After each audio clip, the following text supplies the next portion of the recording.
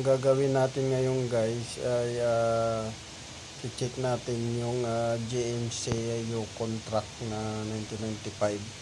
So ang issue nito ay hard starting at saka vibration at saka low power. So i-check ko muna yan, yung loob tsaka yung harap, baka may mga damage o may mga leak o oil leak sa ilalim. So kailangan mong ikutan talaga guys yung sasakyan para makita mo kung may problema sa body o sa mga accessories niya. So dito guys, inaantay ko lang na magkaroon ng bakanteng lifter kasi gusto ko iangat yung GMC truck na to.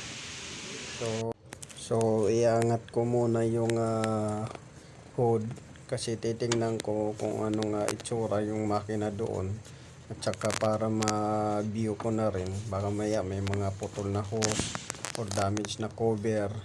So kailangan mo talaga masilip muna bago ka mag-umpisa sa gagawin mo guys. So part 1 to ng gagawin nating diagnosing.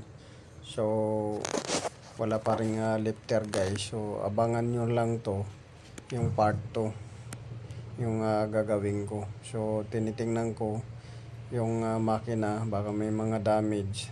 Mahirap na kasi guys kung ibibintang sa'yo ng may-ari, so kailangan mo talaga i-check siya.